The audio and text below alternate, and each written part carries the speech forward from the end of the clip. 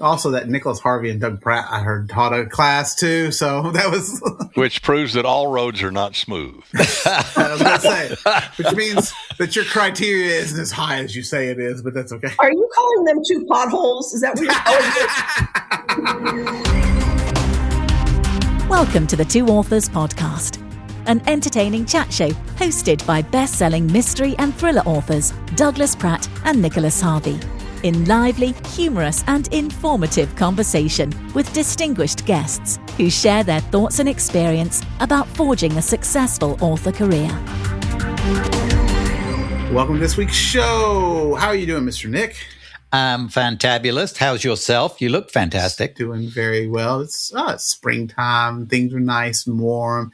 Everybody's happy. Yeah, I got a little tan. Well, some of that was from a little bit of time afterwards. So, yeah, I've been enjoying the outside a little bit again. So it's going to be a great week. We got a really cool show. But guess what? This week we're brought to, as always, by the wonderful, amazing Brads over at Vellum. Vellum, best formatting service in the world. The bestest. I think we've established that as the tagline. They are the bestest. Hey, you know, they do a thing that I don't like. So I'll talk about it. Yeah. So grumpy old me on get off my lawn. I don't actually use this. But a lot of people do. And it's a style thing in books to do the drop caps. I know it is. I love drop caps. Yeah. You love drop caps. And many people do. And they like it. I just find it, for me personally, as a reader, I find it throws me off when I first start reading that line. Some of them are fairly simple and they don't, but some of them are really stylistic. And it makes me double take when I'm trying to read the first line. And the first line of a chapter, and especially the first line of the first chapter, is vital, right? It's right. So it distracts me a little bit. So that's why, personally, as a reader, my taste is to steer away from them. So I don't put them in my books. Oh, see, I like them because they have that, like, you have the first line, and it's such an important line of of any chapter. To me, it's like, boom, this is where you're at. I just kind of like it. I don't have, granted, mine aren't real fleur. I don't have flowers. I don't have an F shaped like anything. I mean, I wouldn't want it like shaped like something, but I do appreciate the drop cap, and Vellum makes it so easy to fix and just drop one in there. There's my point. My point is not that I don't like drop caps. The point is that with Vellum, you can put any kind of hard to read, make it difficult for me to read drop cap that you want in there, or a slightly easier to read. So for all you younger readers out there and writers, it's okay to put a drop cap in. Nick is just grumpy about it. So I think it's genre specific too. You know, I mean, some of the fantasy books and stuff, it looks you know, be more florally, like little, yeah. Mine's just gonna be simple. It's still gonna be like Times New Roman, and it's not gonna be shaped like a anchor or anything like that. It's just gonna be a, you know, you can do one. You can shape your letters out of like scuba cylinders, and I think that would be kind of stupid looking, but you could do that. So. I think I'm going to stick with the not using them. But that's a choice you have in Vellum. You can not do them, or you can do lots of different versions.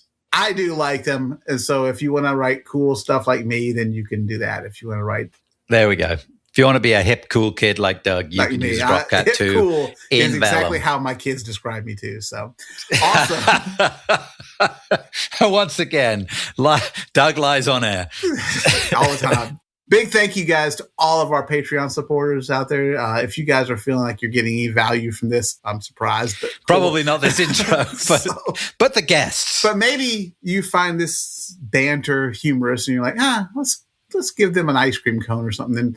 Then by all means, come support us at Patreon. Even if you follow us and do the free, we do some fun stuff over there. But go to patreon.com/the Two Authors Podcast. We have lots of fun extras in the free tier, but just $3 a month, and you get to bonus questions, some podcast nuggets in there. And we're going to have some good guests today. We have two really smart people coming in from us. So smart, they have their own university. We've got Kathleen Antrim and DP Lyle from Outliers University. We're going to chat with shortly. But first, we have a listener question from our recent guest, good friend and co-host of the Wish I'd Known Then podcast, Sarah Rosette. So let's listen to her question. Sarah Rosette, our good friend from the other podcast over there, the real one, the clever one. The smart one. We appreciate it. We'll take all the compliments. We appreciate it. No. We love you and Jamie. You guys are our favorite. Absolutely. And you do run a fantastic show. Hey, don't tell anybody, but you're actually my favorite other podcaster. I don't want Nick to find out. You and Jamie both. I mean, there's something up with the sound. I can't hear Doug at the moment. It's okay. It's okay. All right, Sarah, you got a listener question for us two dumbasses. I do. And you guys are our favorite opposing podcast. How about that? Our favorite competition. How about that? We need a circus of the podcasters like they did Circus of the Stars back in the day. You know, that could be really embarrassing too. It would be really bad. We'll keep it audio only, though. No one will know. It'll be a drinking game. We'll just make it a drinking game. That's the best way to do it. Yeah, let's just not do it and go drink instead. That's fair. Okay, so my listener question for y'all is, what is your favorite trope, either to read or to write? What are your favorites? Wow. Coming from the trope lady. You're 50% trope lady. You and Jen. I think I do tropes and I don't know that I'm doing them more than I know that I'm doing them. Yeah, I think it's definitely true of everybody. So I'm a big fan always of like the amateur detective, not the cozy detective, but kind of like the I'm a big fan of Travis McGee, John McDonald stuff. So anything that's got this, you know, he's not really working as that. He's just kind of doing it on the side. That's kind of what I write anyway. So I enjoy that. Follows a trope there, that kind of idea. Is that a trope or a style? She's going to say that's not a trope. That's a convention. I think that is a trope. Like the sort of the amateur sleuth, the consultant, like I love The Mentalist. He's not really a police detective, I love that show. He's a consultant, you know, like Castle. Psych, Castle, all of those are kind of like the same thing. Even the ones that are like, you know, he works by, Jack Reacher even could be, he works by himself. He's still got to solve a mystery of some sort. So yeah, that's kind of, I think I like that one the best. Is red herring a trope? I love red herrings. And I love a couple of them too. And I think I don't know that I get this right. That's for sure. But I love it when there's a couple and you just go, oh man, you got me. And there has to be, to genuinely feel that way, there has to be enough support of it, right? It has to, it's so easy just to do twists when it just comes out of nowhere and it's like you didn't build up to it and there's not the... you just changed gears all of a sudden. Nobody knew where it was coming. Yeah. Yeah, it's like, I've got no respect for that. But when you go, oh man, and then you think about it a little bit more and you're like, yep. When they seed it throughout the whole thing. Those two things and then back there. Yes. I love it when you're leading into it and you're just so sure that this is the way it's going to go. And then it goes in the left-hand turn and you're like, no, but it makes sense. When you see everything, that's the best. As a listener or a reader, you're thinking you're so smart. You're like, I know who did this. Yeah. I love it when people send me emails that say, oh, at the 3/4 mark, I knew who did it. Really? I wrote it and I didn't know at the 3/4 mark who did it. And there's many books, there's some books I start off and I know who did it. But there's often I'm getting 3/4 of the way through and I still didn't. The book I just wrote, Silent Summer, who was actually behind everything, I did not know until 3/4 of the way through the book. That would terrify me as a writer. Yeah, there was possibilities and there was, and it just became more and more obvious how it would go, I felt like. So we'll see. It comes out later this month, so we'll see. Or maybe already, depending on when this question falls. Yeah, exactly. What about you, Sarah? Do you have a favorite? Yeah, what's your favorite? Oh, I love Hidden Identity. Okay, that's a good some one of my too. favorite I like that. Yeah. books, TV shows. I love Hidden Identity, and strangely, I've discovered that I love Amnesia. It seems so cheesy, but I do love when it's done well, because you get that complete total reset of somebody's life. And then they get to, especially when they're discovering who they were and are they going to be that person again? Or are they going to be somebody new? That's true. I love that. Yeah. So we talked about this with your partner, Jen, actually, in the bonus thing we did. And when it's done well, it is brilliant. So what you can't do is bonk them on the head, wait a little while, and bonk them again, right? That's a bad way to do it, right? Okay. You probably don't want to do that. That worked on Scooby-Doo like a couple of times, though. So, I mean, that's... Maybe we want to reach a little higher than Scooby-Doo level. Hey, now, plotting. Okay, first of all, I feel like perhaps there's a lot of hidden identity. I think we can agree. Found family, you got, stoners, you got dogs, you got everything. I mean, there was a reason I loved it. Yeah, I loved it. But Memento is one of my favorite ever movies. Memento is great. Severance, Jen was talking about Severance on there. I was like, I hadn't thought about that being an amnesia movie. I did say I was reading Project Hail Mary, and it does the same thing. It starts off with amnesia, and he's on a spaceship, doesn't remember why. So if it's done well, I think it's a lot of fun. So now I want to write some amnesia. I know. I want to go get banged on the head and write some amnesia. All right, Sarah, thank you so much. It's always a pleasure. It was great to be here. Thank you. Hi, welcome to the show, Kathleen, and my second favorite, Doug, DP Lyle. How you guys doing? It's always great to have you guys here. So, Always a pleasure to see you guys. Thanks for having us. I can tell it's going to be a fun interview. Oh, we try to have a good time. We do, and we've had Doug on before, so we've been on your podcast a couple of times, so we've chatted around, so we know each other pretty well. But for those who haven't really met you, if you guys could give us both quick. Maybe we'll start with Doug and move to Kathleen. A quick, background on your history of writing and how you got into publishing, and then we're going to talk a little bit about Outliers. So, Well, I'm DP Lyle, or Doug, and I think I've got 27 or 28 books in print, mostly fiction, mostly crime fiction. Now working on the final drafts of a historical novel set in the Civil War. I've had a radio show and a podcast series, as you all know, and along with Kathy, I'm co-creator of the Outliers Writing University. So that's our going concern right now, and growing concern, thank goodness. But to teach and all of that stuff, and then I consult with a lot of writers, screenwriters, and novelists, story consultant to get all the medical and forensic and that kind of stuff right in their stories. So yeah, you are the forensic guy, aren't you? So. Yeah, you are one hell of a resource. Well, I appreciate that. It's like I said, what I don't know, I make up. So it's your job to figure out which is which. He's a little scary. Well, he's not operating on us, I don't think. So that'll be all right. It'll be fine. Yeah, but the day's not over. Yeah. Oh, well.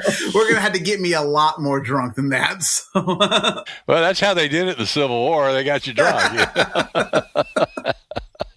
Yep, clamped down on a leather belt. Exactly. All right, Kathleen, a little of your background, please. So, Kathleen Antrim, I'm a best-selling author, and for many years I was a political commentator for major newspapers and on radio and across the country, a lot of different shows.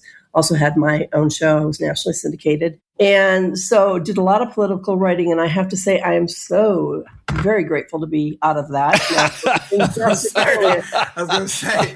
I was wincing as you were saying all that. I'm like, ooh. Oh my God, it's just a pit of vipers. She's like, I don't believe what's going on now. I'm going to write fiction. So I worked on Capitol Hill a couple of years behind the scenes in the Senate, and I have to tell you, I can't even use that material for fiction because no one would believe that it would happen, even in fiction. I mean, it's just... Isn't that the truth? Yeah. And then, as Doug said, he and I got together and we created Outliers Writing University.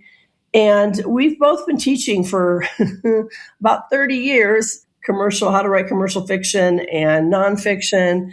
And so here we are, we're trying to bring those lessons. We're not the only teachers. We've got about 48 to 50 instructors now, all best-selling authors, because what we want to make sure that our company has plenty of credentials, because there's a lot of other companies out there that don't have the same credentials, and we worry about people getting scammed. And so we want to hopefully help new writers learn that, always look for the credentials, no matter what program you're going to sign up for. Yeah, we just want to bring the opportunity to learn how to write best-selling commercial fiction and nonfiction to everyone, because we do it via Zoom and we bring it into their homes and we keep it very cost-effective. Fantastic. Well, let's start off with why the name Outliers University. What does being an outlier mean in the context of writing and publishing? You want to take that, Doug, or you want me to take that? You came up with the name. And I thought that's a Kathleen question. Yeah, that was a Kathleen question. Said it was a brilliant idea, but she came up with it. Yeah. Well, that's how we know it's a brilliant idea, Doug. Exactly. It went past me. You would have had something stupid like, no. Yeah, I was going to call it two guys, jabbering on something on dumb like Two Authors Podcast. Yeah, exactly. Something misleading like that. Exactly. So, as we all know, an outlier is somebody who is outside of the norm, basically. And I feel that oftentimes, there's a number of reasons. Oftentimes, writers feel like they are outside of the norm. Many times we are sitting back observing things and seeing things maybe a little differently. And it's part of a tip of the hat to all of us who look at the world a little differently and saying, that's okay. This is needed. And as an outlier, I also believe that all writers, whether you're writing fiction or nonfiction, you're also a thought leader. So you are creating new thoughts, new ways to look at the world, new ways to interpret popular culture, even with a historical, like what Doug is writing right now. It's a way to teach about historical facts and things we need to know, and to look at what's happening and maybe how it relates to today, and perhaps, to see the world in a different way. And we're really giving people new thoughts and ideas. And so, just a way to say, it's cool to be an outlier. You want to be an outlier. You want to be a thought leader. You want to be somebody who sees the world differently, who's able to bring, some definition and some context to what's going on in the world. You're right, Doug. She did a much better job picking a name than you did. So that's very good. He likes the idea. He wanted Snoopy Writing University. I said, I don't know. Everyone loves Snoopy. We're going to have a Not so stop bad. with camel as our logo, That's fair. Nice. Yeah. We all have these brilliant ideas that don't pan out, and we need somebody smarter to come along and rein us in. So. But, back to the question, writers are outliers. I mean, you have to be. You have to step away from the norm, because if you're just doing the same thing that everybody else is doing, you are not going to be successful in this arena. It's not going to happen if you're just turning over the same pablum over and over and over again. So writers spend so much time alone that they're outside the world anyway. I always said medical school and all the medical training took you out of society for over 10 years. Your whole world was the hospital and the patients and your colleagues, and what was going on in the world had nothing to do with your life for over a decade. And suddenly you're re-entering the world, and it's like, oh my God, what happened while I was gone? And I think writers are the same way. You are moved out of the mainstream, yet you're looking at it and you're analyzing it and you're absorbing it. But you spend so much time alone when you're writing. So you're kind of outside, looking in a little bit. Yeah. I'm actually trying to be outside of the world. It's a conscious attempt at the moment to be outside. This is the most socialization Nick wants right now. I moved to a small island to get away from it. Exactly. And you did so very successfully. And we will say, Nick and I just were in a little gathering of writers. And to me, being around writers anyway is a different community. We have such an amazing community of we build each other up. To me, it's amazing. And you don't see that in other industries anywhere. So I think that's kind of an awesome thing. So it's like therapy, just being around like minds and group of people dealing with the same issues. Now, you told me you needed therapy after being around me. Well, that's you in particular, but that group we were with is positive. Don't you find that writers are such incredibly intelligent people? I was at one point, I ran Thriller Fest for many years, and then I was president of International Thriller Writers. So I would look at all the biographies of all the writers when we were doing putting all the panels together, etc. And the one thing that was so amazing to me is all the first careers so many people had. I'm reading and saying, okay, so Brigadier General, second in command in Afghanistan, boots on the ground, jumps out of airplanes. Cool. Okay, now we've got, somebody over here who's cured cancer. And I'm like, looking at these things, going, oh my God, these people are amazing. So smart. So it's so fun to go to conferences or even, doing interviews like this, because you just get a chance to really talk to some really fun and brilliant people. I think as a rule, that's very true. Yeah, but I think we are, speaking of outliers, we too might be the outlier out of that statement. But I think as a general statement, you're very, very correct. He says that as coming from the racing, and he used to race cars for a living. So outliers. Nick is always downplaying how cool he is and stuff. So I have to I've banged my head at high speed. For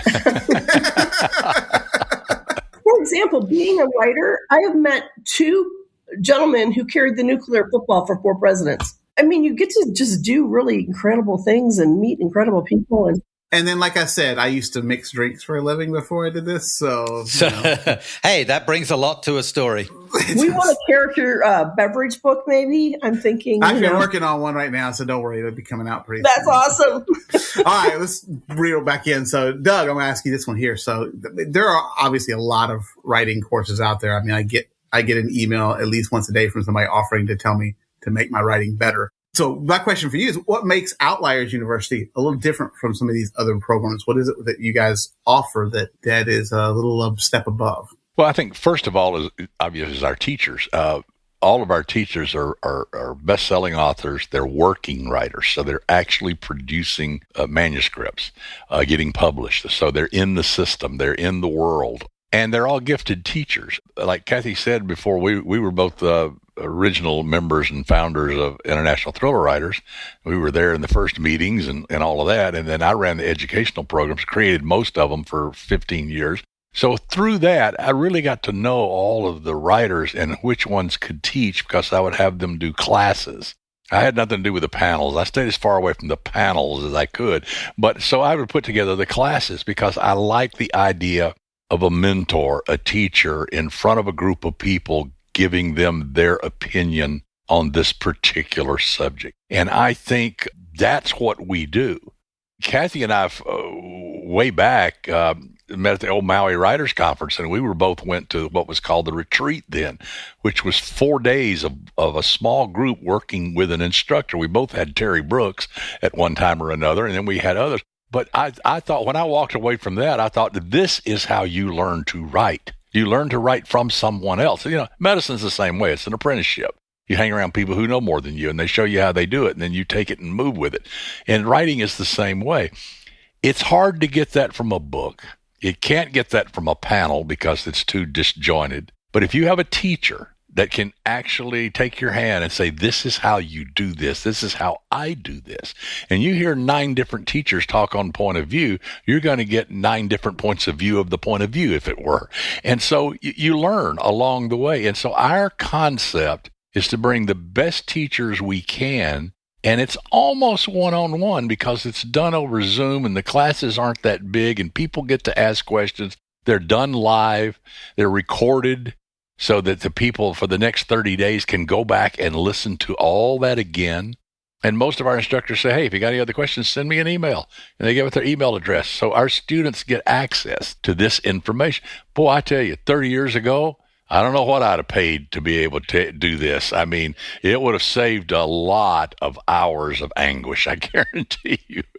And this would be a good time to mention some of the instructors that you have in there, because we're not talking about obscure names. We have Meg Gardner, we have Hank Phillippi Ryan, Stephen James, Heather Graham, Jim Rollins has taught, Jeffrey Deaver has taught, Allison Brennan, who's a great teacher, you know.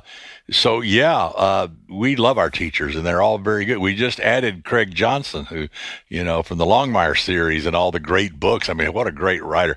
And he is a very bright guy, and we added him. And we added Linda Castillo, that does the Amish murder series with Kate Burkholder. I mean, it's just, we really love our teachers. Also, that Nicholas Harvey and Doug Pratt, I heard, taught a class too. So that was... Which proves that all roads are not smooth. I was going to say, which means that your criteria isn't as high as you say it is, but that's okay. Are you calling them 2 potholes? Is that what you're calling them? That would be a generous term to call us, actually. All right. So, Kathleen, what kind of writer benefits the most from Outliers? A beginner, intermediate, advanced, or have you got it mixed up? You know, we meet the writer where they're at, quite frankly. So it doesn't matter. We have courses available for all levels of writers, and we teach all genres because everybody knows the foundations of good writing are all the same, regardless of the specifics to a specific genre. Overall, craft is craft. So it really depends. We have core curriculum that goes on all year long, and that's 2 classes a month, and that's a membership. And it's quite affordable. I think it's like $60 a month. So it's $30 a class to get 2 classes by bestselling authors.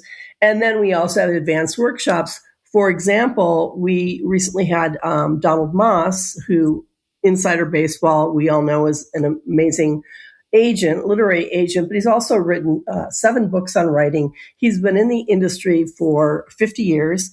And he taught very high level, PhD level stuff in those 4 classes. So, we offer all levels, and we do that intentionally.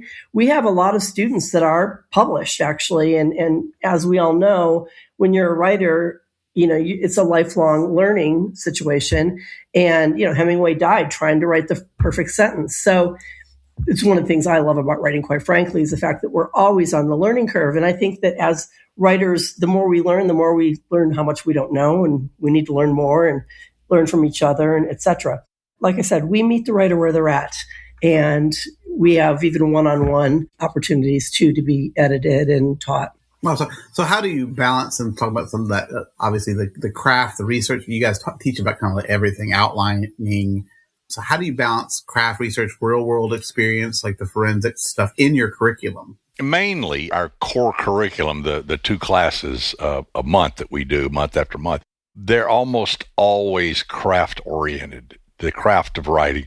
We do have a few classes that pop up that have to do with editing and marketing and social media and stuff like that, because they're little things that every writer needs to know. But then we have a group of classes we call our advanced workshops, and those can be about anything. And I mean, we've had, police procedural stuff. We've had forensic stuff. We've had people talk about how to crack the Amazon code to sell more books. And we've got a series coming up now with Mariana Evans on writing historical fiction. It's a longer thing. And Kathy mentioned the thing that Don Moss did. So those can be multiple parts, and they look at things either in more depth about an area of writing or about the business of writing and the technical stuff that has to do with writing, police work, weapons, all that. We had a military day, a panel that we had writing military thrillers. So things that are outside point of view and dialogue and, the character development and all of those things, which are critical, but these are a little different. So we try to do both. We try to tell the writer what we want to know. So out of curiosity, do you ever take, like, as a writer, somebody's like, oh, I'd like to learn about this. I mean, do your students ever, say, can we get a course on, like you said, historical fiction? I feel like maybe you loaded that one since you're writing one right now. But So this story that I'm writing, I'd been thinking about for 15 years, but I just didn't write historical. I wrote crime fiction. It was long. I decided to do this, that I was going to do this before we set this up. But that actually came from people saying, we want to know more about historical fiction. We ask our people, tell us what you want to know.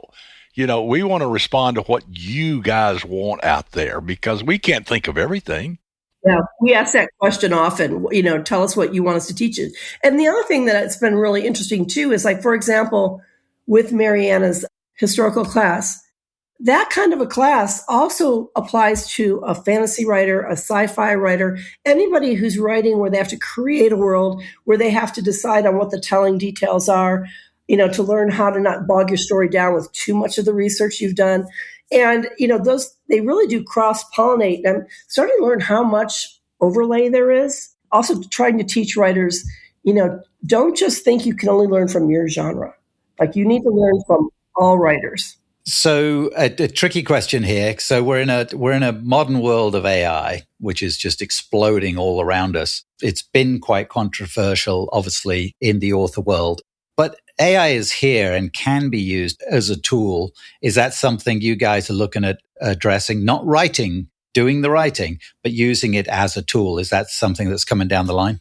Absolutely. And we even had Tammy Uliano did a class, one of our advanced works, on how to use AI and other research methods to determine what you're doing. And I'm going to tell you, this historical that I'm going through the 3rd rewrite right now. I couldn't have done without Perplexity and those guys. I couldn't have done it. It would have taken me way too long to find all of this stuff, because it's so specific. You can't find it going through Google. You end up buying a bunch of crap that you don't need, and not really finding the answer that you want.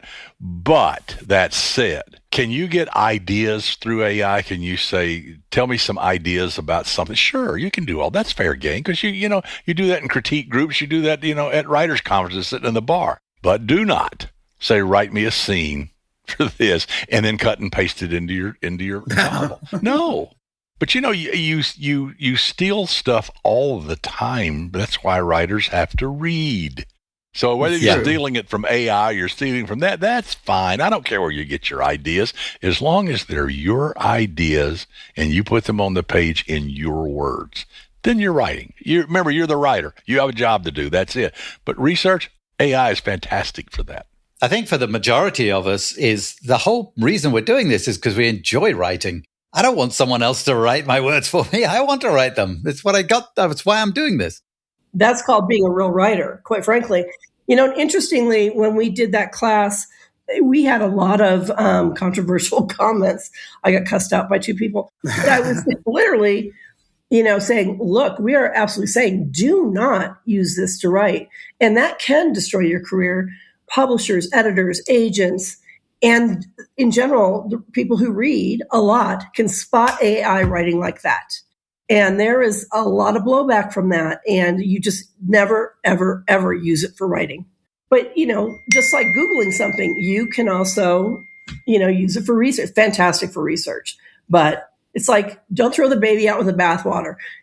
Take the good from it and do not, delve into the areas. Don't go to the dark side. Don't go to the dark side. Yeah. Now, I think there's a lot of that, obviously some worries about that, but you see some of the same things. If you've been around long enough, you remember when ebooks came out and everybody was like, oh, no, nobody's going to read those. But I think it's just a tool and you got to be able to use it just like anything else. AI is just the next step in the evolution of this. If you remember, you go back to like AOL and Yahoo. What was Yahoo? It was just a list of stuff. And then Google came along and said, yeah, but you can do more. You can not only list stuff, you can interconnect stuff and you can control, you can download data, which is the bad part. But anyway, so Google expanded on your ability to find stuff. Well, this is just the next step in that. So don't freak out. It's not the end of the world. Even though Cyberdyne is real and Skynet is being developed right now. But don't worry about it. Don't worry. No sweat. No.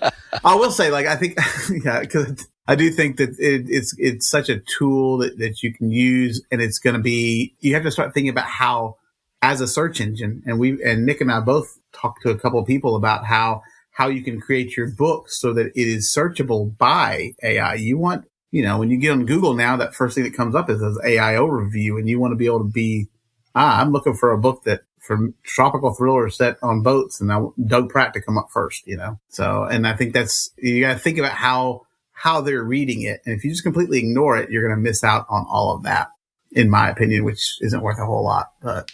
And I get an offer every day of someone who can promote my book, and I will sell like 6 million copies in 20 minutes. And it's amazing how they have actually read and analyzed my book.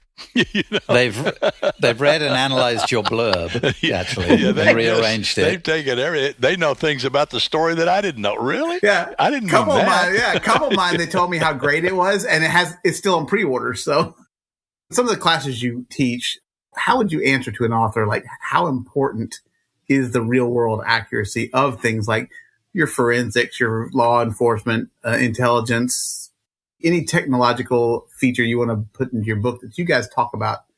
Extremely important. And I'll throw it to you, Doug. Yeah, it is. I'm very generous. I give people a lot of leeway as long as you don't go too far off the reservation. But I always tell people in medicine, if I'm talking to a colleague, we talk about probabilities and possibilities. In fiction, probabilities are boring because we talk about possibilities and a little bit more. Can you push the envelope just a little bit? Yes. As long as it serves the story and as long as it's believable within the story world. You just can't break that bond, that willing suspension of disbelief, as they say. You can't step too far away. But you have to get certain facts have to be dead solid right. You can't have, a revolver ejecting shells and stuff like this. You got to know certain things. You know what I'm saying? Glock can't have a safety. So yeah. And if you do that, then people say, well, you're sloppy. Your writing is sloppy. You don't really know what you're writing about. The way to avoid that is don't get too technical about all this stuff. Remember, it's the story you're trying to tell. You're not trying to teach people how to load a gun and kill somebody. You're trying to teach them what happens when they do. Especially when it's very genre specific too, right? I mean, there's certain genres that they want to get some in-depth knowledge about it, and you've got to get that stuff right. I mean, for me, with a diving background, if someone's at 60 feet breathing off of they call it an oxygen tank, it's like, you're being poisoned currently, you're going to die. So that is an air tank you're breathing off of. It could be nitrox, but it's certainly not oxygen. Otherwise, you're about to be dead. or explode, one or the other. To that point, when you do that kind of thing in your book, you've now pulled the reader completely out of the story. And some people are throwing the book across the room because they're so frustrated that you don't know what you're talking about. And, it just destroys credibility and ends the, willing suspension of disbelief. You both come from very strong professional backgrounds and worked for many years in these industries. What tools has that given you to be teachers now? You want to go forward, Doug? Well, I have to say that spending over a half a century in medicine, it's really a double-edged sword. One is that doctors don't really make good writers because we think too linearly and we're so tied to the facts, and yet fiction is messy. So there's that. But you also have to be organized and clear thinking. And remember, every day in the office, every patient you see, you're actually teaching them something. You're not just solving the problem. You're teaching them what's going on, what the solution is, and what they need to do to make things better. And you have to communicate that. And so if you can't communicate that, you're not going to be effective in your profession. So I think teaching is a natural part of the practice of medicine. And then I've always enjoyed it anyway, personally. I mean, I just love it. I always said that every minute is either a learning opportunity or a teaching opportunity. There is no dead time. Everything information is going both ways. And as to go to political commentary, it really dovetails, and it might not dovetail in the way that you think. So as I did national, international analysis, and as we know, journalism is dead now, unfortunately. Every channel you watch has got an agenda and an angle and blah, blah, blah. And when I was doing my job, of course, I would always go to original sourcing. Well, when you're doing that, and when you're seeing what's being covered and what isn't being covered, you have to analyze. We know what they're telling us isn't true. So what is the truth? And trying to dig in to really find out what the truth is and learning how to analyze and go, what if it's this? What if it's that? And those kinds of things are the types of things that really help build a story, is the what if. And so when you spend your life, quite frankly, going, what if? It works well for fiction. And like I said, I worked on Capitol Hill and have been in those meetings where, how are we going to spin this? And it's mind-boggling that we are often being told a story. And, it's part of our craft is, what if what they're telling us isn't true, for example? What's really going on in the world around us? That's good. I think, I taught race car driving for many years with schools. And the one thing that, and everyone gets burnt out and stuff. And the one thing I would always remind the people I was working with was put yourself in their shoes again.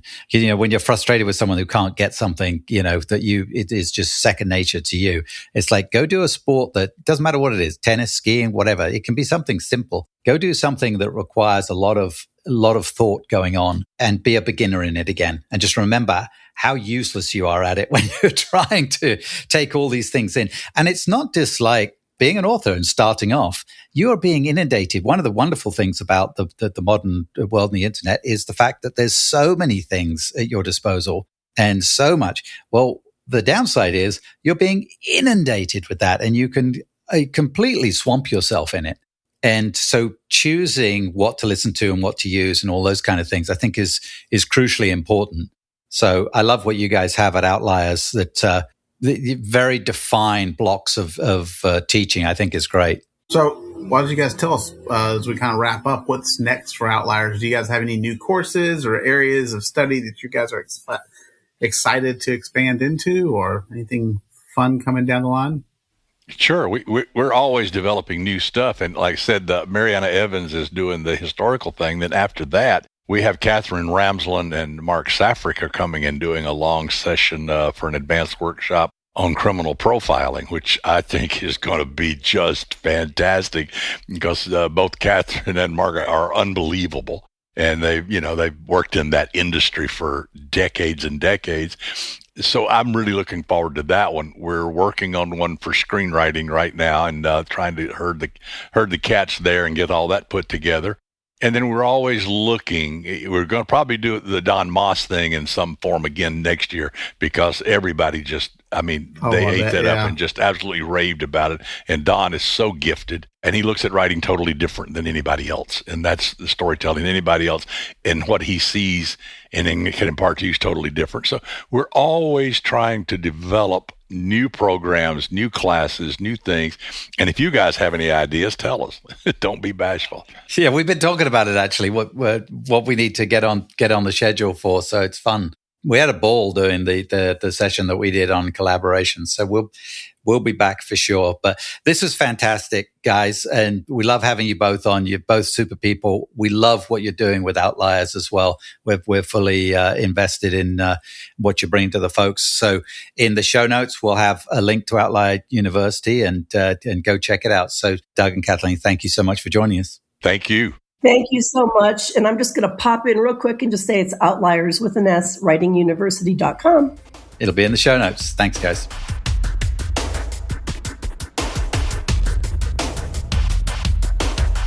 Thank you, Doug and Kathleen. Aren't they such nice people? They're both great humans, and number one, and I love what they've got going on. I feel really honored to be kind of involved. And they have some truly big names involved in Outliers and who do classes. And I sat in on a couple. I sat in one with Hank Phillippi Ryan, who's been a guest on the show, and she did an amazing talk on like the opening of chapter 1. Yeah, the opening scene. Just the things that some of you instinctively know, but she made me consciously think about things more. Every one of their talks that I've listened to has been so educational. They touched on it. It's not just for beginner writers. It's not just for a middle of the road. Anybody can keep learning from this, and you should be. Like, that's the whole thing. It's a skill that nobody ever actually masters. And like Kathleen said, Ernest Hemingway was still trying to master the perfect sentence. So at his death, it's something we're going to keep doing, and it's such a great way. And the way they do the classes, it's so neat because it's kind of like a Zoom. It's not really a Zoom, but kind of like that, where you can kind of just sit in there and actually talk to these. James Rollins did a class. Huge. I was a huge James Rollins fan. Talk about me like, oh, I get to watch him tell me how to be a thriller. It's. Yeah, you're basically in a room with these folks, and there's, they get quite a few people in the live, but they get way more people who are on the classes who can't make the live that listen to it later. But it is a fantastic opportunity if you can be there live. Class. Yeah, and you get to chat, you get to ask questions that can be addressed and stuff like that. So anyway, check them out, take a look, see if it's for you. We'll have a link in the show notes as usual. That's and always, yes. Big thanks to our Patreon supporters. Thank you, guys. Head on over there. We always do some fun stuff for both our free and paid. Paid is super darn cheap, and there's tons of bonuses in there. We pump that full of great stuff. So it's worth it, and it helps support the show, guys. So believe it or not, we're not making our fortune from running this podcast. Vellum helps us out a ton. And a big thank you to Vellum, because we do huge thanks. We do love the Brads over there. They're so awesome. So absolutely, if you get a chance, check out our show notes. You can also go to tryvellum.com/the two authors to find out more. And you can find that link for that Vellum link in the show notes, as well as links to Outliers, any other information we have. And we will be back next week for a new episode of the Two Authors Podcast. Until next time, be cool to each other. Fair winds and following seas. You've been listening to the Two Authors Podcast with Nicholas Harvey and Douglas Pratt. Subscribe on your favorite platform for new shows coming every week.